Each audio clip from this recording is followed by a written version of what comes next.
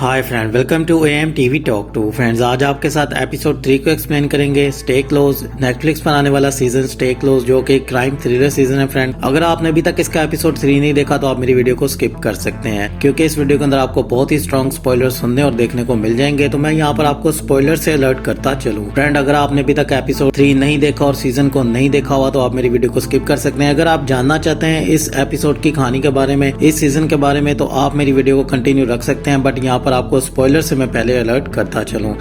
Episode 3 में अभी हम क्या नई चीज देखने को मिलने वाली है उसके बारे में बात कर लेंगे। बट उससे पहले मेरी आपसे एक छोटी सी रिक्वेस्ट है, वह चैनल को सब्सक्राइब करना और बेल आइकन के बटन को प्रेस करना, क्योंकि जैसे मैं अपनी नई वीडियो के साथ आऊंगा आपको नोटिफिकेशन मिल जाएगा। फ्रेंड, जैसा कि आपने एपिसोड 2 देखा, उसके अंदर हमने देखा कि 2 हमें सीरियल किलर देखने को मिल जाते हैं, एक लड़की और लड़का, जो कि टोनी एलोर को मार देते हैं। अब उसके ऊपर काफी ज्यादा हमें अत्याचार करते हुए नजर आ जाते थे एपिसोड 2 के अंदर। अब यहाँ पर हमें बहुत ही जबरदस्त क्राइम देखने को मिल जाता है। मुझे ऐसा लगता है जैसे मैं कोई क्राइम पेट्रोल देख रहा हूँ। सो अभी एपिसोड 3 की कहानी के बारे में बात कर लेते हैं। अब एपिसोड 3 की कहानी भी उन्हीं से स्टार्ट हमें देखने को मिल जाती है। उन्हीं 2 सीरियल किलर से हमें देखने को मिलती है, उस लड़की और लड़के से, जहाँ पर वो टोनी एलोर की लाश को पैक कर रहे होते हैं और एक गाड़ी में लेकर आ जाते हैं। अब वहाँ पर वो हमें डांस करते हुए नजर आ जाते हैं जैसे कोई साइको किलर हो। अब वो एक दूसरे के ऊपर हमें चीखते चिल्लाते भी नजर आते हैं, जहाँ पर वो लड़की थोड़ा सा गुस्सा कर जाती है, क्योंकि उस लड़के का उसके ऊपर तो जरा गलत जगह पर हाथ लग जाता है और वो उसे बोलती है कि अगर तुमने जानबूझकर मुझे छूने की कोशिश की तो मैं तुम्हारे हाथ काट डालूंगी। तो उसे बोलती है हमने एक दूसरे से वादा किया था, हम ऐसा कुछ नहीं करेंगे, हम सिर्फ अपना काम करेंगे जो हमें बोला गया। अब यहाँ पर यह भी हमें पता चल जाता है कि इनको कोई और काम देता है, मतलब इनको चलाने वाला कोई और मास्टरमाइंड भी है। इनका काम बस इतना ही कि कार्टन फ्लिन के बारे में जाने। अगर कोई उसके बारे में जानता है तो उससे पूछें कि कार्टन फ्लिन के बारे में वो कोई जानकारी रखता है या फिर नहीं। अगर उसके बारे में किसी को जानकारी है तो वो उसको मार डालेंगे। अब यहाँ पर हमें देखने को मिल जाता है टोनी एलोर की लाश को वो फेंक देते हैं और एपिसोड की कहानी अब आगे बढ़ती नजर आ जाती है, जहाँ पर हमें मैगन देखने को मिल जाती है, जहाँ पर वो अपनी बेटी से बात करती है और पूछती है कि क्या तुम्हारा भाई वापस आया है। तो वो बोलती है मामा वो वापस आ गया है। अब वहाँ पर वो बात करते हुए नजर आ जाती है अपने बेटे से और वो बोलती है तुम घर पर ही रुको, मैं आ रही हूँ। अब जब वो इतनी बात करती है तो वहाँ पर उसे फ्रांसिस की कॉल आ जाती है, मतलब उसकी सास की कॉल उसे आती है,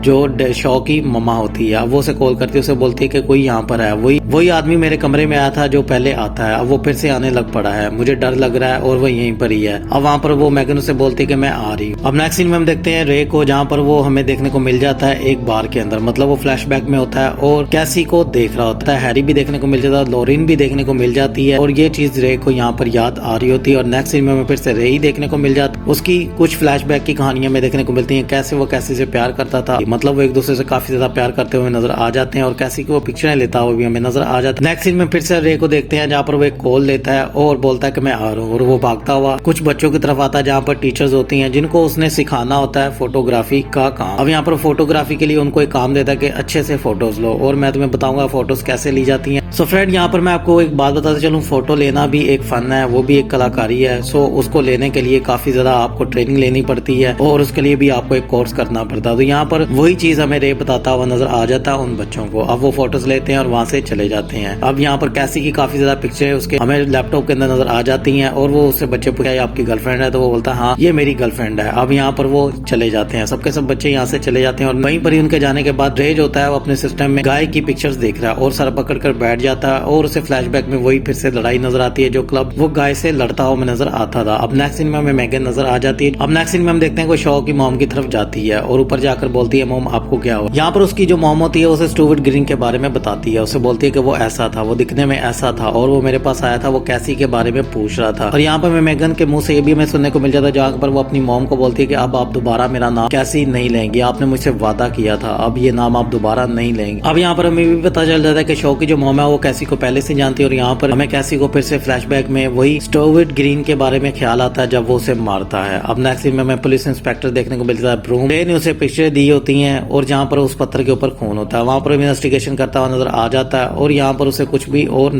चीजें नहीं मिलती। अब नेक्स्ट सीन में हमें देखने को मिल जाती है फिर से मैगन, जहाँ पर वो अपने बेटे के ऊपर चीख रही होती है और चिल्ला रही होती है, उसे बोलती है कि मैंने तुम्हें मना किया था, अब ये तुम्हारी शिकायत मैं तुम्हारे बाप को लगाऊंगी। तो वो उसे मना करता है मोम आप नहीं बताएंगे। अब वहाँ पर उसके हाथ में एक लिफाफा होता है जिसके अंदर एक पिक्चर होती है, कैसी की पिक्चर होती है, बट वो बेटे को उसकी नहीं पता होती है। वो बस बोलता है कि मुझे वो अंकल ने दिया था, उन्होंने बोला था हम ऑनलाइन खेल खेलते हैं, सोशल मीडिया पे खेल खेलते हैं, उसका इन्विटेशन कार्ड, बट मैंने इसे खोल कर भी नहीं देखा। जब से कैसी उसे खोलती है तो वहाँ पर उसे पिक्चर उसकी नजर आ जाती है जो कि उसकी क्लब की पिक्चर होती है और आधी फटी होती है। अब ये चीज देखकर मैगन जो होती है और ज्यादा डर जाती है। अब यहाँ पर उसे कुछ भी समझ में नहीं आ रहा, तो उतनी देर में शो आ जाता है और वो शो को बोलती है अब हमें मॉम की प्रोटेक्शन के लिए कुछ करना होगा। मॉम जो है वो दोबारा से डरने लग पड़ी है, तो इसलिए हमें उसका कुछ करना होगा, हमें मॉम को शिफ्ट करना होगा, वरना आज की रात मैं वहाँ पर रुकूंगी और हमें मॉम को जल्दी से जल्दी वहाँ पर शिफ्ट करना होगा क्योंकि उनका ख्याल रखने के लिए कोई तो होना चाहिए। अब नेक्स्ट सीन में फिर से देखते हैं इंस्पेक्टर ब्रूम को, जहाँ पर वो सिमोना से मिलने के लिए आ जाते हैं और गाय के बारे में पूछते हैं, मतलब सिमोना की गर्लफ्रेंड से, जहाँ पर वो गाय के बारे में काफी ज्यादा इन्फॉर्मेशन लेने की कोशिश करते हैं और गाय को पूछते हैं कि गाय काम क्या करता था, तो वो बोलती है वो मिस्त्री का काम करता था, एक अच्छा इंसान था, तो मेरी उसे कभी भी लड़ाई नहीं हुई, वो बच्चा भी उसी का और मैं एक सार्जेंट हूँ। अब वहाँ से उन्हें काफी ज्यादा इन्फॉर्मेशन मिलती है और वहाँ से वो उनके दोस्तों का पता लेते हैं और बाहर जा निकलते हैं। वहाँ पर कॉल आ जाती है ब्रूम को लोरीन की, जहाँ पर वो उसे बोलती है आज उसे सीसीटीवी रिकॉर्डर चाहिए और तुम्हें आज ही लाकर देना होगा। अब यहाँ पर उसे समझ में आ जाता है और बोलती है अगर तुम्हें मेरे घर का एड्रेस पता है,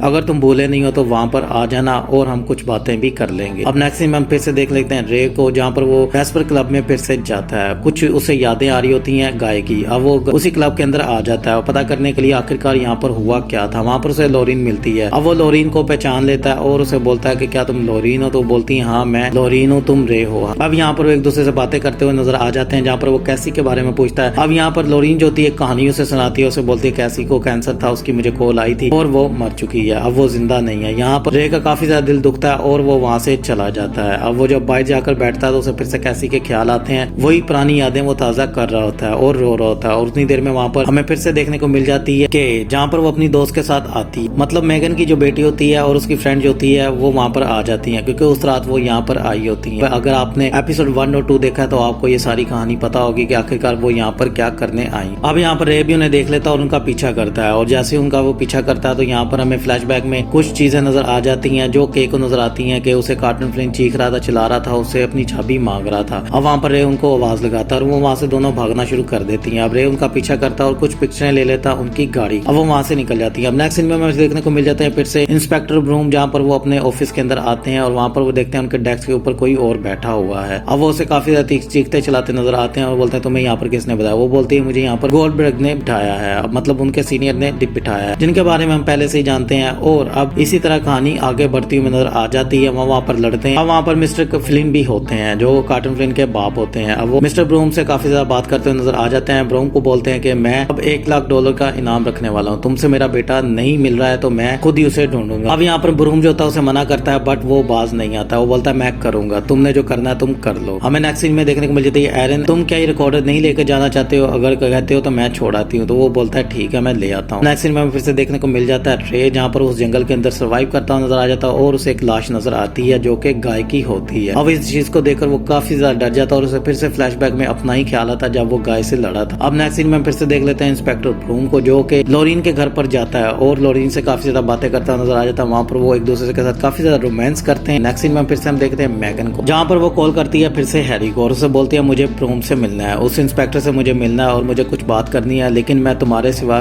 कुछ भी बात नहीं करूंगी, तुम अगर होगे तो मैं वहाँ पर सारी की सारी बात करूंगी, बस ये मुझसे वादा। और जब वो वहाँ से जा रही होती है तो वहाँ से पीछे से हमें एक गंजा सा आदमी नजर आ जाता है जो उसकी गाड़ी की तरफ देख रहा होता है। और नेक्स्ट सीन में फिर से ब्रूम देखने को मिल जाता है जो कि लोरीन के साथ बेड पर लेटा होता है और उसे काफी ज्यादा चिकनी चिकनी बातें कर रहा था और हैरी उसे कोले पे कोले कर रहा होता है बट उसने अपने रिकॉर्डिंग पर लगाया होता है। अब यहाँ पर हैरी उसे बोलता है जैसे ही तुम यहाँ से फ्री हो तो मुझे कॉल करना, बहुत ही जरूरी तुमसे बात करनी है। अब नेक्स्ट सीन में फिर से देखने को मिल जाता है रे, जहाँ पर वो टेलीफोन बूथ के पास हमें देखने को मिल जाता है, लोकल टेलीफोन बूथ के पास खड़ा होता है और कॉल करने की कोशिश करता है इंस्पेक्टर ब्रूम को और उसे बताने की कोशिश करता है गाय के बारे में बट वो उसे बता नहीं सकता है। अब नेक्स्ट सीन में फिर से इंस्पेक्टर ब्रूम देखने को मिल जाता है, जहाँ पर वो कुछ मेडिसिन देखते हैं जो कि कैंसर के मरीज खाते हैं। अब वहाँ पर उसे पता चल जाता है कि लोरीन को कैंसर है। उसने जो स्टोरी वहाँ पर रे को सुनाई थी वो यहाँ पर हमें पता चलती थी कि वो उसको खुद थी, वो बीमारी उसको खुद है जो उसने रे को कैसी के बारे में बताई थी, मतलब वो मरने वाली है। अब यहाँ पर ब्रूम जो होता है वो उसे बोलता है तुम ये कब से खा रही हो, तो वो बोलती है ये कुछ नहीं है, तुम इसको छोड़ दो। तो बोलता है ये मेरी बहन खाती थी। अब यहाँ पर लोरीन को ये भी समझ में आ जाता है कि उसको पता चल गया कि मुझे कैंसर है। अब वहाँ पर एरन की कॉल आ जाती है ब्रूम को और वो उस कॉल को उठाता है तो वहाँ पर उसे इन्फॉर्मेशन मिल जाती है गाय की। अब वो बोलता है कि मुझे जाना होगा। अब लोरीन को वो गुड बाय बोलता है, उससे बोलता है हम वापस मिलेंगे। अब वहीं पर ही हमें देखने को मिल जाता है जहाँ पर गाय की लाश होती है और वहाँ पर हमें फ्रांसिक लेबोरेटरी के भी लोग देखने को मिल जाते हैं जो कि डॉक्टर होते हैं जो इन्वेस्टिगेशन कर रहे होते हैं उस लाश को। वहाँ पर हमें रे भी देखने को मिल जाता है और ये सब कुछ देख रहा होता है। उतनी देर में वहाँ पर फिर से इंस्पेक्टर ब्रूम को कॉल आ जाती है हैरी की, जो उसे बोलता है कि मुझे तुमसे मिलना है बहुत ही अर्जेंट। तुम्हें कैसी से मिलना है? कैसी को तुम जानते हो, स्टूविट ग्रीन की गर्लफ्रेंड थी, तो वो तुमसे मिलना चाहती है। यहाँ पर ब्रूम को तो पहले ही पता होता है कि कैसी कौन है। अब वो कैसी से मिलने के लिए जाना चाहता है। वहाँ पर एरन को बोलता है कैसी के बारे में तुम जानती हो? तो बोलती हाँ वो स्टूविट ग्रीन की नाजायज गर्लफ्रेंड थी, तो मैं जानती हूँ। तो वो बोलता है हाँ मुझे उससे मिलने जाना, वो हमें कुछ इन्फॉर्मेशन देना चाहती है। वहाँ पर हमें गोल्डबर्ग देखने को मिल जाता है कि इन दोनों का सीनियर होता है। वो बोलता है क्या हो, तुम्हें कोई इन्फॉर्मेशन मिली है? किसकी कॉल थी? तो यहाँ पर ब्रूम बोलता है हाँ मुझे कॉल आई थी हैरी की, वो उसके पास कोई इन्फॉर्मेशन है। वो कहता है किसको लेकर? तो वो कहता है कि कार्टन फ्लिन और गाय के बारे में उसके पास कोई विक्टिम है जिसके बारे में वो मुझे बात करना चाहता है और मुझसे मिलना चाहता है। अब यहाँ पर नेक्स्ट सीन में फिर से देखने को मिल जाती है मेगन और हैरी एक दूसरे से बात करते हुए नजर आ जाते हैं, जहाँ पर हैरी को वो बोलती है कि तुम आओगे तो मैं बात करूंगी, वरना मैं बात नहीं करूंगी, मैं कोई भी बात नहीं बताऊंगी। दूसरी तरफ हमें देखने को मिल जाते हैं ब्रूम जो कि इंतजार कर रहे होते हैं और वहीं पर ही हमें लोरीन देखने को मिल जाती है जो कि एक हॉस्पिटल के अंदर होती है और अपने इलाज के लिए अंदर जा रही होती है। और नेक्स्ट सीन में वहाँ पर हमें फिर से देखने को मिल जाता है रे जो कि कुछ पिक्चर्स को देख रहा होता है, जो कि उन्हीं पिक्चर्स को देख रहा होता है जो उसने अभी हाल ही में ली होती है कैसी की